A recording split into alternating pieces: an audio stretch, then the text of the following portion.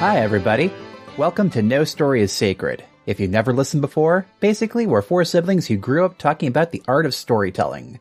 Now that we're adults, we're still talking about it, and we're inviting you to join the conversation. I'm Brendan, and I'm ready to spin the wheel. I'm Pippin, and bullshitting my way through stories is how I get through life.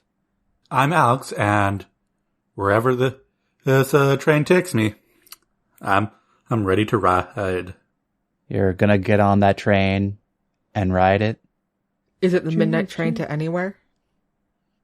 Is it a crazy train never coming back? These mental wounds never stop healing. It's a runaway train. Ain't never coming back. Runaway train is never coming back. Where's the crazy train then? The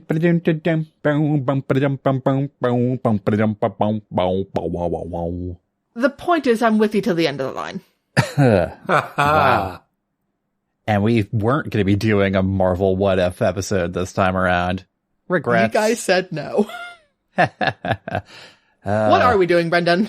Well, today, because of last minute changes here, we're going to be doing a return to our favorite game, The Wheel of Tropes. Wheel of Wait. Copyright. So you just do a long pause and then say of tropes. So, okay, everybody. Wheel of Tropes. Y'all, I don't think we're good enough for this. I feel like mine was transformative. Way to go, Pippin. I hope you're proud of yourself. I am. And I think our listeners are used to our shenanigans by now. Oh, yeah. And for those of you who aren't familiar with this particular game, we'll be selecting tropes at random to construct a story live for you tonight. And if you want specific content warnings, check out the show notes on nostorysacred.com, because you know what? We don't know where we're going to be going with this. It's in the random roll of the die, as it were. Though, do expect like some potty mouth. Oh yeah. Oh yeah. Strong language is a constant in the warnings. When is that not? So long as either Kat or I are here, there will be strong language. It's inevitable. Motherfuckers. Wow. No regrets. So, all right. Each of us are going to be selecting a random page on a trope generator of our choice. I think Pip and I are both pretty basic, so we use TV Tropes because why put effort into it? It's got a random button right there. Right there. It's useful. Come on. And I've got a copy of Tough Guide to Fantasyland, and I have a page to roll a die to a random page. Yep. You have the rough guide. Ooh, no, I'm doing it. Right. You have the guide to Fantasyland, and you're not afraid to use it. I think we'll have to get him a rough guide to Sci-Fi Land at some point, if that exists. I don't know if it exists.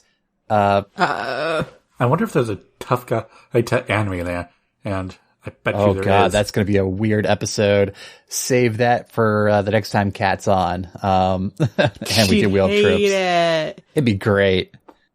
So, due to the random nature of this particular game, we're going to be using these tropes in a few different slots to define the story. So the slots are our setting / world, the protagonist, allies of the protagonist, antagonist or antagonists, the call to action or the inciting incident, complications that happen along the way, otherwise known as the rising action, what the climax of the story is going to be, and then the resolution.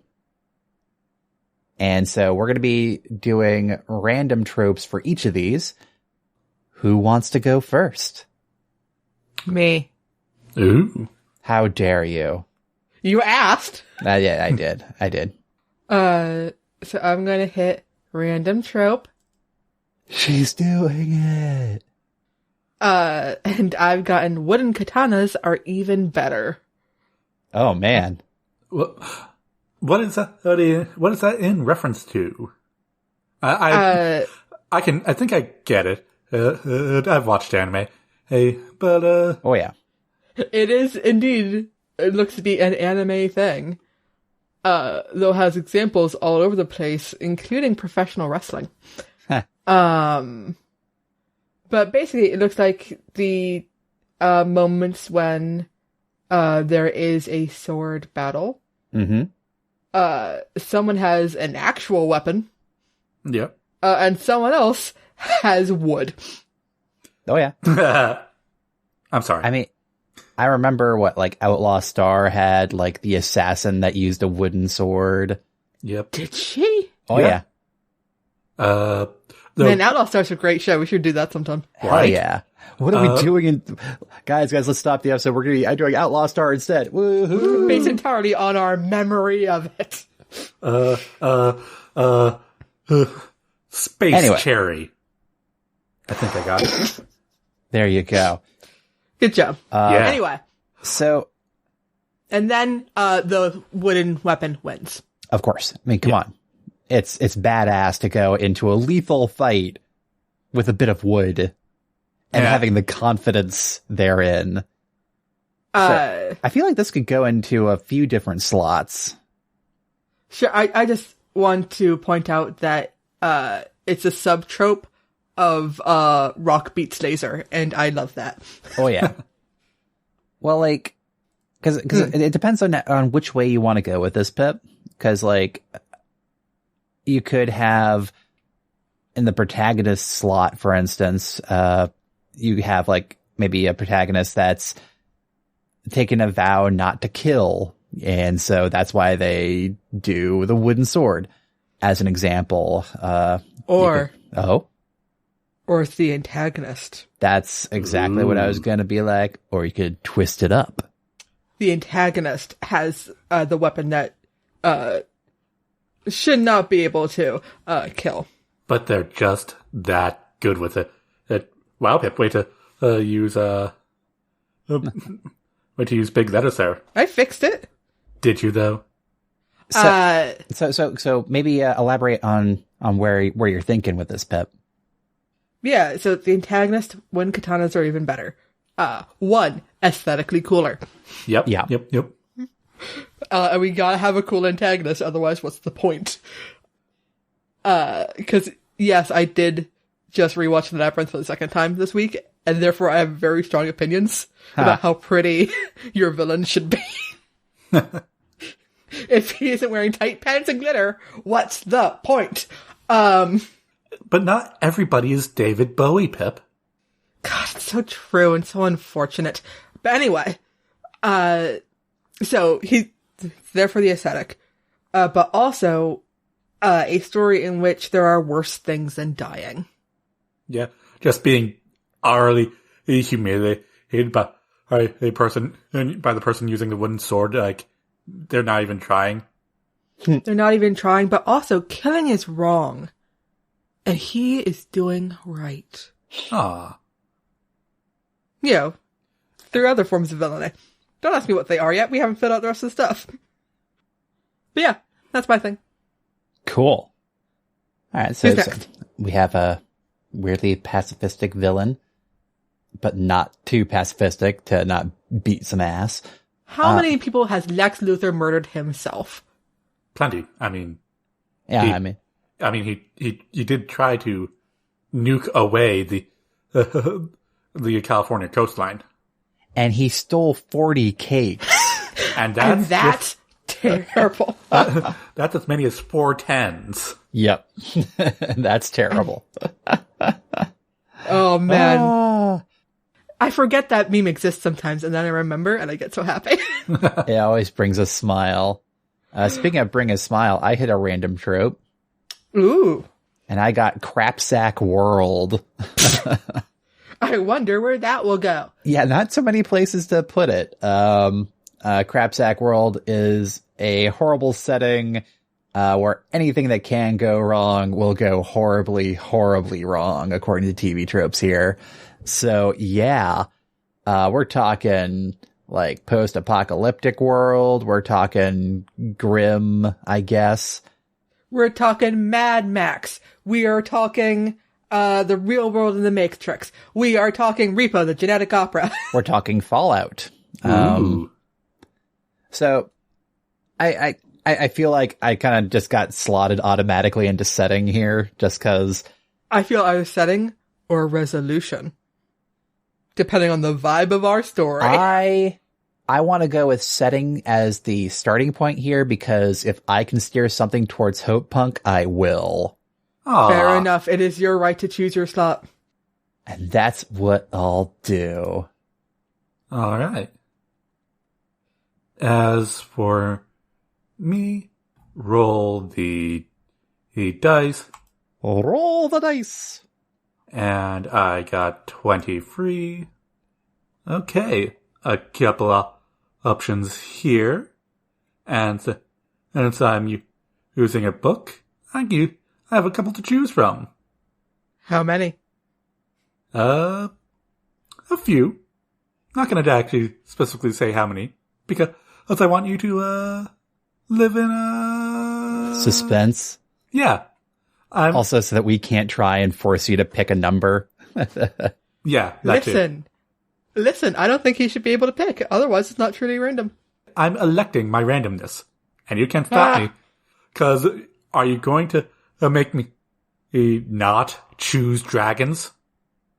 Pep? Fair enough. I mean, when you're right, and I hate that. And you know where I want to put the dragons? I want our protagonist to be a dragon. That's fair. You know the great thing about dragons? Yeah? They could have fit in any single slot. Oh, yeah. They are versatile. In more ways than one. Well, hi.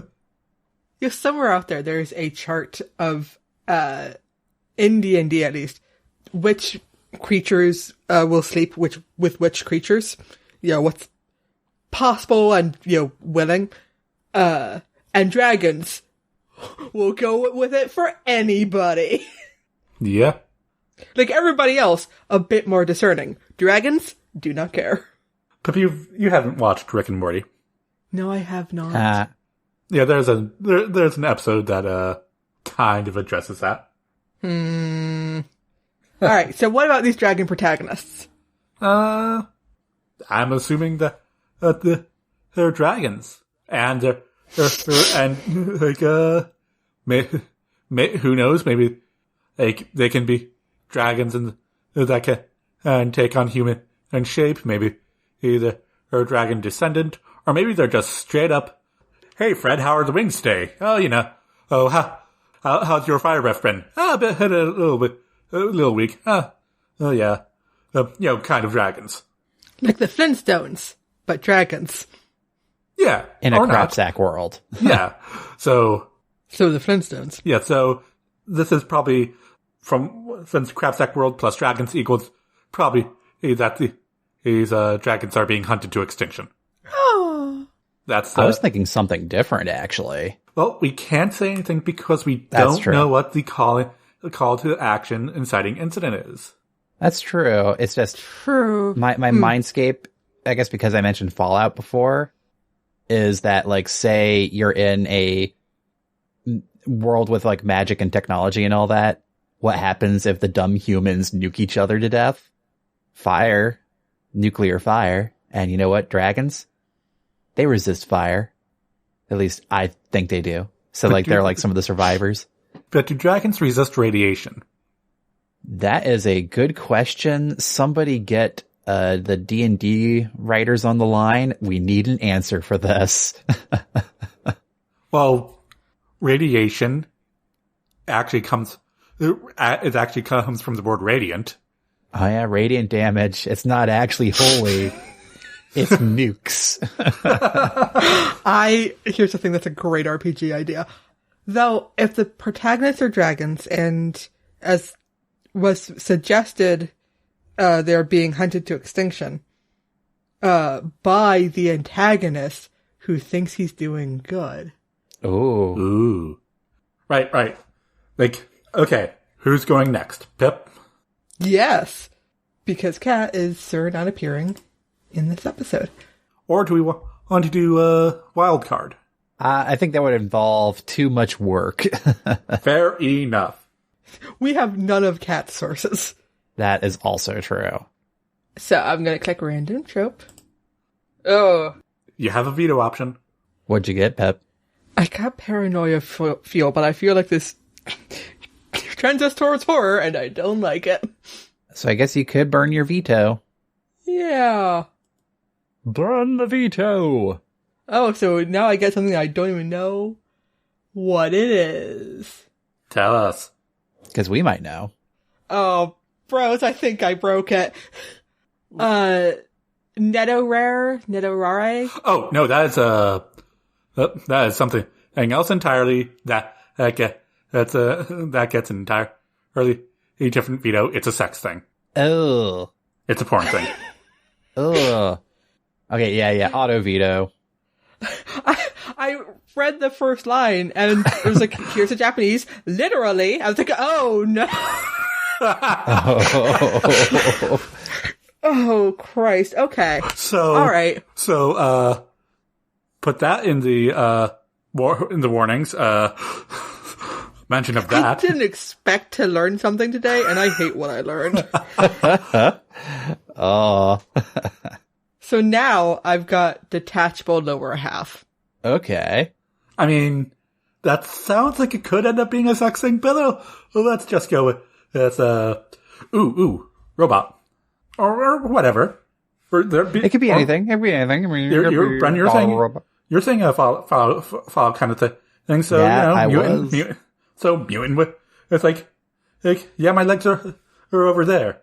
I'm staying here or to finish my drink. Wait, people can survive bifurcation in real life? Apparently. I'm sure it's not fun. And is possibly incredibly, I don't know. There isn't a real life example in the folders. I think this page is a lie on the internet. On TV Tropes. Weird. What? Or, Pip, you could just put it... You could have that as a climax. Let's see. Well, see, here's my problem. Yeah? No, I don't want to do that. I'm going to put it in the call to action. I mean, it doesn't have to be a person with a detachable lower half either.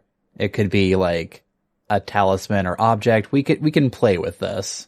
I mean, the trope makes it clear. So, someone gets cut to fucking half? I mean, yeah, traditionally someone beloved of the protagonist. Though the person in the trope tends to survive. Oh yeah, well, this is a call to action, so a person you care about or dragon you care about, whatever, gets chopped in half by this wooden sword wielding psycho. Yeah, it's gonna call me to some action. Or someone the antagonist loves, and that's the inciting incident. Like, it cut me in fucking half! How? It was just a wooden sword! How are you still alive? That's the even weirder part! You're still alive because I don't kill people. Guns kill people. That doesn't make sense! Why can I can still feel my legs! They're walking around over there! I'm sorry. I was just thinking about Austin Powers. Oh no! I just stepped into something squishy. But yeah. So. All right. Well, I got a weird one. I don't know if I want to play with it or not. Huh? Tell us what it is. Hearing voices. Is it specifically about how to hearing, whispers in the dark? Could be Simon Sanity, could be evil whispers, could be good whispers from like divine sources. anything that's just a whisper in the mind. Or like, Link, yeah, open your eyes. Wake the fuck up! I like my interpretation better. So you could have that. Yeah. I mean, I could move detachable lower half to complications, and the hearing voices could be the call to action. Oh, and that's the thing. I was thinking that the voices could be like a complication that arises as like you're trying to do this main problem you're solving with this detachable lower half stuff, and now you're being guided on like this grand quest or something like that. Or it's trying to take you, lead you off of the quest. Lead you astray. Yeah. It's gonna try to pull a system shock. Different voices telling you different things. Who do you trust? Cause here's a fun thought. Like, it's presumed to be like a good divine voice or something like that. And it turns out it's also just like, yeah, we're just gonna burninate all the antagonists' forces, all the humans, because humans are dicks. What if the dragons used to hear the voices of the gods? Ooh. Ah. But that stopped so long ago that it's thought to have just been a myth. But the voices start again. In art, for our protagonist. Due to... yeah. But they're false voices until eventually the real gods pipe up and go like, hey, those voices that told you to burn? Those are the those bad hurt voices. us. Because here's an idea with backstory for the world. Because we're in a crapsack world. What if, like, Cthulhu-esque, alien, beyond, whatever, quasi-deities, whatever, crash landed on this planet ages ago. And kind of spoke in the same, language as the divine forces that the dragons could hear. And that led to, some nasty conflicts and wars and lots of burnination, because the dragons, it all sounds like the same voice of the divine, but it turns out it was actually being co-opted by like this alien force or something. I do like that. And that's how it got to be a crapsack world. I'm just saying, we have our antagonist here who is like driven by a mission, not necessarily wrong, because I like villains that like you kind of understand where they're coming from. And as far as he's concerned with the history of the world as it is, like dragons went crazy, killed humans. There's been kind of a stability, not necessarily a peace since then. And now he's tapped into some sort of ancient force or something like that. Maybe a Cthulhu force, who knows? And is on a mission to make sure that the dragons don't burninate the world again. Because he heard that they might. He can see the fire in their eyes. He's had dreams. He's had dreams. Yeah, this thing for the humans, they don't hear the voices of the divine. They get dreams instead. Yeah. If you reveal. So I'm picturing if the tropes allow it, I think an ally has to be like a human ally. If the tropes allow. Side note, just because I mentioned Genova, I want to state for the record, I think the entirety of Final Fantasy VII could have been avoided if someone had just given Sephiroth a sandwich and made him take a nap all the way back in Niflheim. I mean, you're not wrong. I'm never wrong. Also, give Sephiroth a hug. The boy needs one. He does. The boy needs one. The boy. The boy. The boy. Well, speaking about the boy, Al. Yep. You're up next for a trope. All right. Roll a number. Okay. I've got, tombs. As in, tombs. Yeah, a location. Traditionally. But I've got an idea. I know where. Uh-huh. Yep. Yeah. Yeah. Yep. Yeah, so you're thinking... Listening audience, just to make it clear, we've got a Google Doc open. And Alex just put the word tombs in the climax. Oh, yeah. The final battle is going to take place in either in the tombs of an ancient temple, the tombs of an ancient and capital, the tombs of an ancient tomb. Where the aliens crashed. Yep. Ancient spaceship. Yeah. RTFM. What? Haha. Yeah. But I'm actually going to go for the ruined city. Because those always make for great set pieces. Oh, yeah. Yeah, and it's like a big race between our dragon protagonist and the antagonist with a wooden sword running through the streets or something like that. Yeah, it can be fun. Yeah. And it also gives us a place to go to. It's true. It's where the voices are leading them to. The voices were the city, the people there. Ooh. Aww. Yeah. Okay. Yeah, this is... Which, now that I'm thinking of it, might slightly resemble the ending of the second campaign of Critical Role. But in my defense, he stole all that from Final Fantasy, so whatever. You mean... Yeah, the Anarchant. Well, this is my story. Damn it, Molly. And then proceeds to tell, and then he proceeds to tell you a story.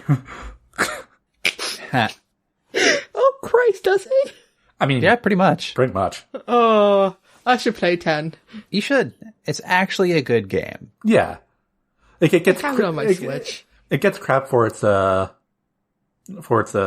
acting, but it was like 2000, and no video games had good voice acting. It was also the first, voice-acted Final Fantasy game. Yeah, they were learning. Yeah, They were learning. Lady Yuna. Lady Yuna. Lady Yuna. I'm not creepy at all. I look forward to Kat listening to this and going what the fuck are you guys talking about? Just the show notes are going to read, Lady Yuna? ? Still found Fantasy 10 Kat, don't worry about it. Yeah. All right. Pippin, Oh gosh. you're up, and there's only 2 slots left. Oh man, y'all. Oh, this is when it starts getting kind of scary. Oh, what you got? I haven't clicked it yet, because I may or may not have been taking a drink, when Brendan said it was my turn. Alright. No weird sex stuff. Well, the weird sex stuff always gets a veto, so we're safe. Veto, but I have to see it with my own eyes. Oh, yeah. What'd you get? Something coincidentally convenient for us? No. I mean, depending on how we spin it. Rage against the author. So, it's a fourth wall breaking trope, typically, where basically a fictional character beats up the creator. Okay, resolution, and fuck you. Fuck you guys for toying with our fates. Yeah, You've been leading us this entire time. If you want to. I think that could work. What do you think, Pep? Yeah. This a setup for a sequel where it was wait, the enemy isn't each other. It's fucking them. Oh, Yeah. wait, does this mean that wooden katana guy gets to become an anti-hero in the next story? I do love anti-heroes. Because he was And just misguided. Oh, that... And a good old-fashioned redemption arc. Hell yeah. Well, guys, was he wearing a mask the entire time we've seen him, and it's broken, and it's like his eyes were opened. Oh, Ooh. metaphor. I thought it was going to be, and he was Zuko all along. I'm thinking of like Vex Marquis from Gundam Wing. Kat, that was 2 different references. So many anime references tonight. Yes! Oh, she's going to just put a weirdly random misspelled word that we said. I'm going to have to read it and go what? What? Oh, I just said Vex Marquis. He's out loud. She is not going to know how to spell that. And it's going to be great. Gundam Wing, Cat. He's one of the hot ones there. Let the record show that Brendan was one when after that. Zex has got it on. Come on. I mean, it's in the name. Yeah, that's true. He's very sexy. Pip, he pilots a giant robot, and that in private he calls it the Zex machine. Someone else is the first one to call it that, and he goes like, yes. I should watch Gundam Wing. Yeah. Also, it was annoying. It was annoying. Yeah. Yeah. Future episode. Yeah. When Cat's away. We should get on top of watching it then. Anyway. It has a really good opening theme. Anyway. None of this is the point. The point is that we can have a moment of raging against the author/deities that we've established in the UC universe, and I think we're setting us up for a redeemed villain at the end, which I'm on board for. Yeah. I do like a good redemption story because forgiveness in the real world is hard. Yep. But forgiveness in fiction, whew, nice. Is spicy. Like, I don't agree with his character, but he's hot and he's looking sad at a fire. Because he's going to be looking at a fire at some point and then reflecting on his actions. I mean, dragons are around. Of course there's fire. Yeah. And that part of the tragic backstory of the villain involves, like, someone he cares for being burned. Yeah, but he doesn't know the whole context of it. Oh, yeah. Oh, yeah. So it looked like one thing, but actually it was another. Well, he comes from an entire family of dragon slayers. Like, he missed the part where it's like, hey, check this out. I've got some fire retardant clothes and I'm going to do it's on fire scene. Woo! He like looks up. I'm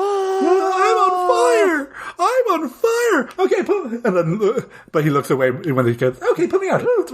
Did we get the shot? Anyway. So yeah, the whole dragon versus human war thing was orchestrated by the god/aliens slash us. Dun dun dun. And so Book 2 is Rage Against the Gods. Yeah, and they may or may not have, then disappeared on their own. Who knows? That's a Book 2 problem. Book 2 or Book 3, they invent space travel and take the fight to the alien deities. There's still a good one around, though, because there's a good voice that leads them. Oh, yeah. Well, that's the voice of the planet. Hey, live stream.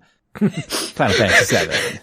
If we can make something Final Fantasy, we will make something Final Fantasy. It is our goal in life. All right. I have one more slot to fill. Away. Yes. I have one more slot. We need an ally, Bren. And if you mess it up, I'll be able to recover for you. So I clicked the button. Yep. Push the button, Frank. And I got Grand Theft Me, which I don't know how we play with that. It's basically a when one character forcibly and deliberately hijacks another's body or swaps bodies with another against their will. That's possession. The best comparable thing I'm thinking of is Prince of Persia, Two Thrones, which is the third of the Prince of Persia trilogy. Nobody counts Warrior Within, Alex. Nobody. I'm almost wondering if I should veto it just because that seems more like an action rather than a character trope. Well, I feel like I could make it work, but it gets into weird consent things. Yeah, and I think it would distract from the story. And I haven't burned a veto yet. Yeah. All right. I think I'll burn a veto just because we're not focusing on this kind of story. We're all about rage against the space gods. The machine, yeah. And I'm all about that bass.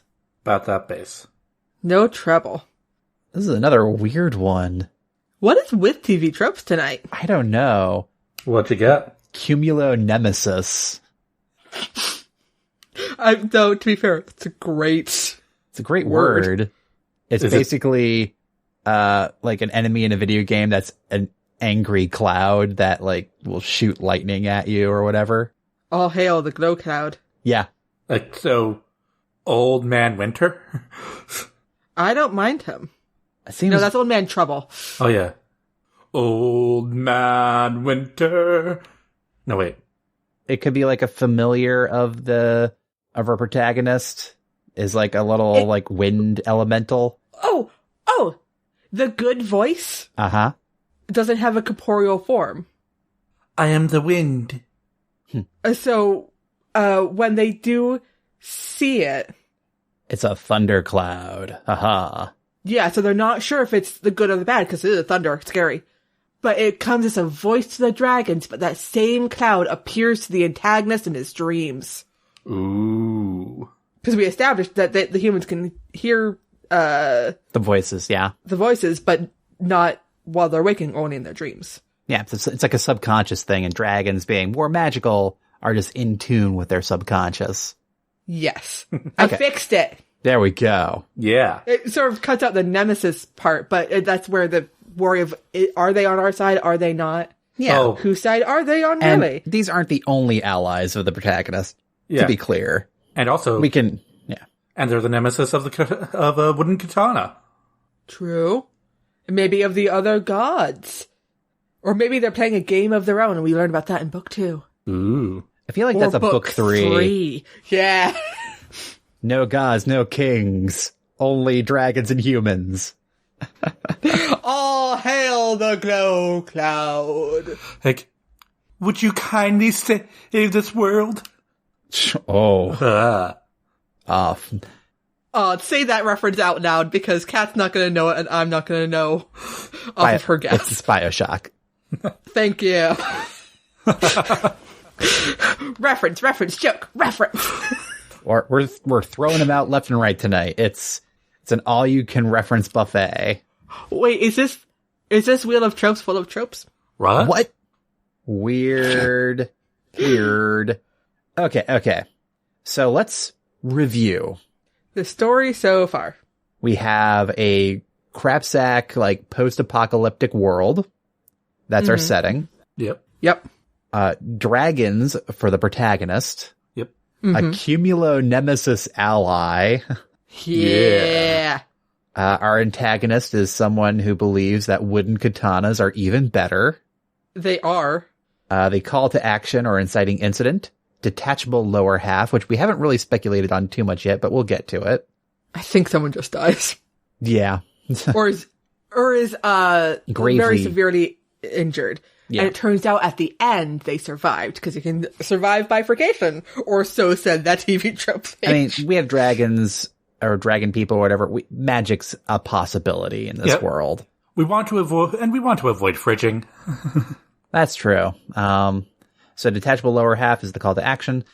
Hearing voices is the complication, which we've established as the gods that used to talk to the dragons, but then got co-opted by evil aliens / Cthulhu, however you want to figure that out. And that led Not to... saying it was aliens. But it was aliens. It's always aliens. Come on. But that led to great magical wars that led to the end of the world as we know it. And then everything changed when the Fire Nation attacked. Yeah. And then we have our climax in the tombs of an ancient city. And our resolution is rage against the author, in which I guess we don't like these space deities, y'all. Don't trust Space God. No. Never trust Space God. Not a good plan. No. Space God. Not even once. So yeah, let's speculate on the story as a whole, I guess, now that we have this all together. So we have our main character, the dragon, right? Yeah. I'm imagining that humans and dragons mostly have a standoffish peace after a fashion. And I'm saying, like, I'm also thinking that dragons are kind of like, almost like the Dragonborn in D&D, you know, where they have like a different physical features, but like not like your standard gigantic Western dragon kind of deal. Or some just of them. because, or some of them can be, yeah. Like as you get They older, used to be. they used to be, yes.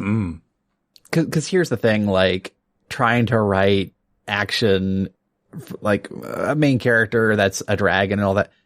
I mean, you can do it, but I feel like it's easier having a frame of reference as person-sized, I guess. Does that make sense? It does, though. My formative bit of dragon literature, it was dealing with dragons, which was just straight up dragons. Yeah. True. Well, because I'm just trying to also avoid the situation of man with a wooden sword versus dragon. Dragon breathe fire. End of story. We're done in page 5. He dodges. Yeah, Brian. Well, he's always does, but he's that good. Here's the thing. We could have our main character, be able to, work up to breathing fire or something like that, as the story progresses. Cause, I just want to have, some sort of progression for our main character. And also, I want to be able to sell the movie rights eventually, so come on. The dragons used to be big, and that's when they heard the voices. And now they are, people-sized. Yeah. I like that. And again, that's mostly myth that, oh yeah, we used to be big like that. Yeah.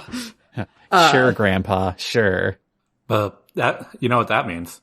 That means that at the, at the end, they're going to be able to, do a full-on big dragon transformation.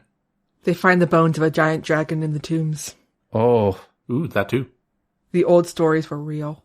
I feel like there's got to be some sort of encounter in the tombs then that through the power of believing in themselves or whatever, even the wooden katana badass gets knocked the fuck out by a deity, alien, whatever. And so I do believe in dragons. I do. But that's the thing. Then we could have a team up moment or something. They still hate each other, but we have katana wielding badass riding on the back of a dragon. Hey, enemy of my enemy. And the dragon can be like, I can fly. Yes. Just think of a happy thought. Any happy little thought. And Al, I saw you, Al. Yeah. Eureka 7 reference. Yeah. I went Peter Pan. Oh, Cat. I love the thought of enemies suddenly become friends at the face of a greater enemy, and they walk away not as friends, but as okay, respect. Well, also that thing of spies who've been out in the field so long, when they realize that they have more in common with their supposed enemy who's right there than their bosses back home in the city. Yep.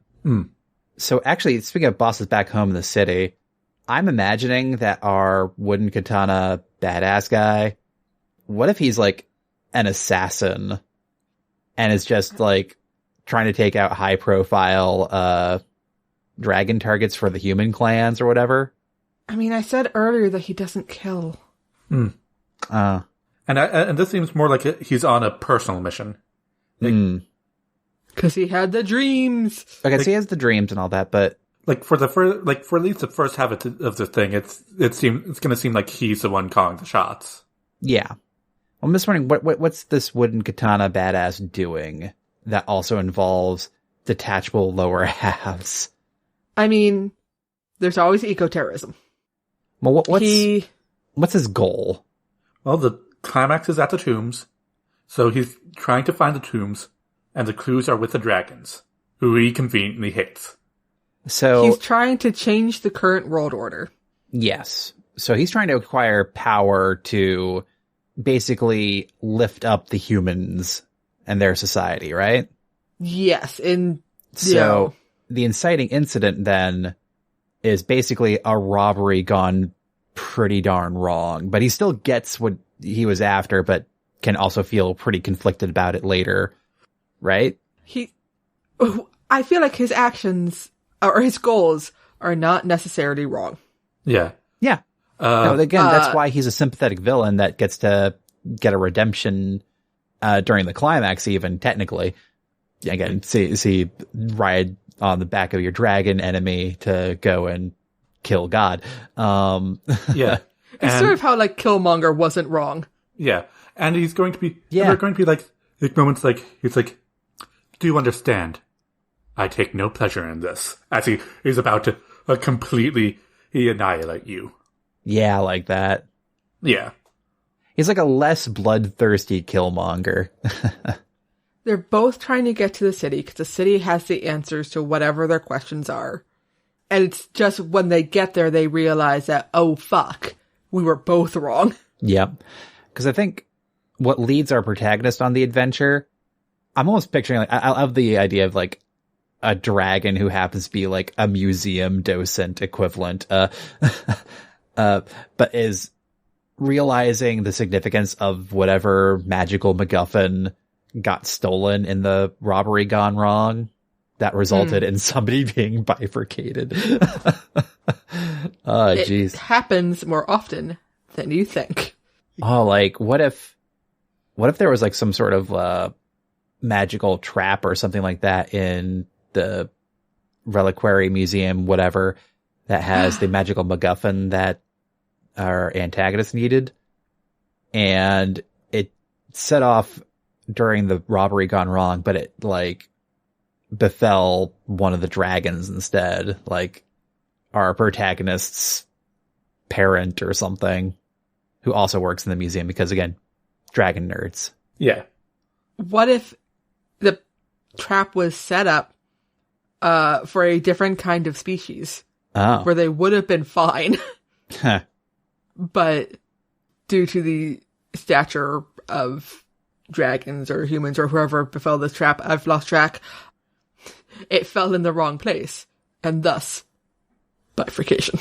And the only way to undo it is that the MacGuffin that was stolen is, while also being like a key to the tombs, also happens to undo bifurcation. Oh, wait, what if, again, we're dealing with magic here, and this could allow for some shenanigans, magical shenanigans later in the story, as we can establish as a thing that can happen. What if it was like a dimensional door or something like that gets slammed shut?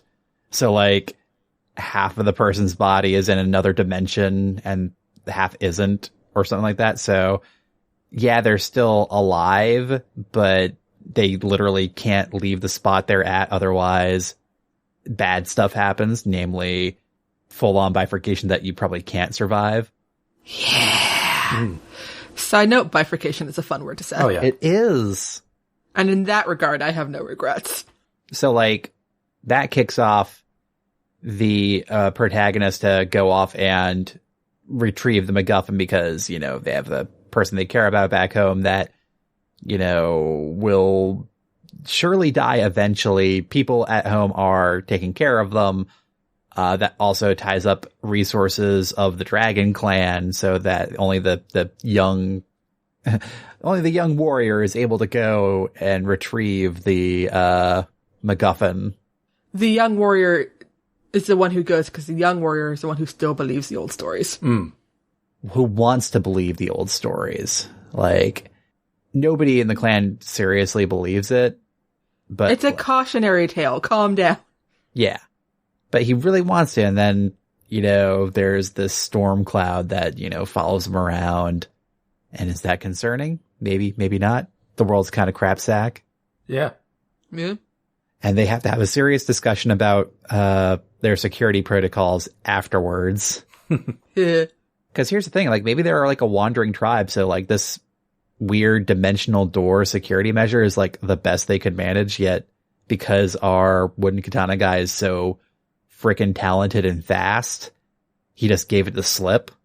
And then like the I guess parent or whatever, because I don't know, parents are an easy trope here, tried grabbing him and then got shut in the door instead. I like it.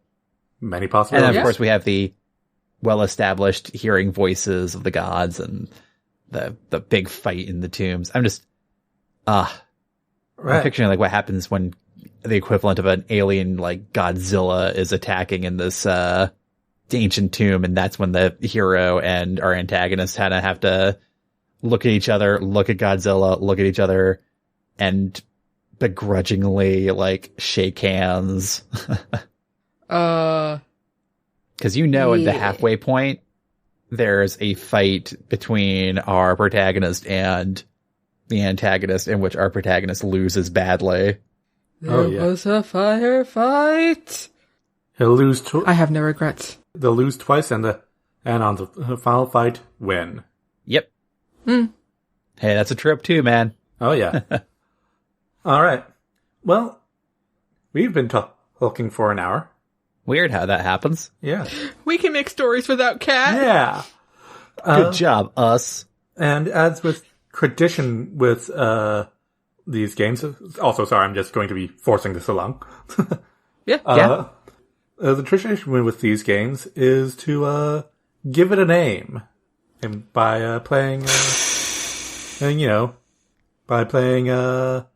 the 12th Night or As You Like It game. And that's the title game? Yep. All right. Want to take a shot, Pip? Something to do with Radiant. Rage and Radiance. Radiance and Rage. Rage and Whispers. Doorway of the Dragons. Doorway of the Dragons. Rage and Whispers.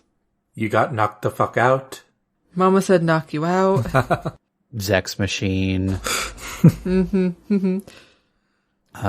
Russia's greatest sex machine. Yep. I don't know where my legs are, and I just stepped in something squishy. Tomb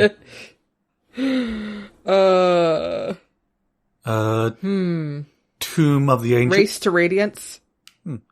Tomb of the Ancient Dragons. I feel like that's a thing, actually. Probably. Tomb of Whispers. Probably also a thing. I know. I really like Race to Radiance. Well, because we mentioned Radiance being the same as radiation earlier. We did. True. And this post-apocalyptic world, they learned that nukes were the aliens all along. Ah! How very 60s sci-fi of us. Haha. Or was it 70s sci-fi? Radiant Wings. Radiant Wings isn't bad. Sounds like it's actually the video game. Kind of sounds like a JRPG. Here's the thing. We've leaned very JRPG in this. It's true. In the arms of a dragon. It's Radiant Wings is an attack in Final Fantasy. Is it? Of course. Recurring ability in the series. It is a trademark ability of Cecil Harvey while he's a paladin. Ha. It's a recurring one and I haven't heard of it? Damn. That's probably why we thought it was a JRPG sounding thing. Anyway. And see, this is where we really miss Kat and her decisiveness. I think, what was your one, Pip? My last one was Race to Radiance. I think that probably conveys enough for a working title, honestly, because then that really establishes the relationship between our protagonist and antagonist. And then the sequel could be Rise of Radiance. And then... Court of Shadows. Actually, Court of Shadows would be the second book. Rise to Radiance would be the third. Just spitting that out there. Because, of course, in the sequel, you learn there were multiple alien forces. Yeah. Yes. And because I'm like this, it's, now that we've decided on title, this sounds awfully like a 90s anime or a 1980s fantasy novel. So, which year exactly do you guys think it would be? Because I'm thinking anime 1995. Here's the thing. I think it's a 90s or 2000 Final Fantasy. Ooh. Yeah, I'm leaning more towards JRPG myself as well, Al. Fair enough. I mean, I can definitely understand almost like a fantasy meets Fists of the North Star kind of thing there. but I think we're basically writing a JRPG book, a celebration. Yeah. And other lies we tell ourselves. Yes. Though, Kat, it'll be up to you who tell us what 1980, what year in the 1980 is this as a book would have come out as. Huh. All right. Yeah, I think it's all, Pip. Okay. Nothing else anybody else wants to say?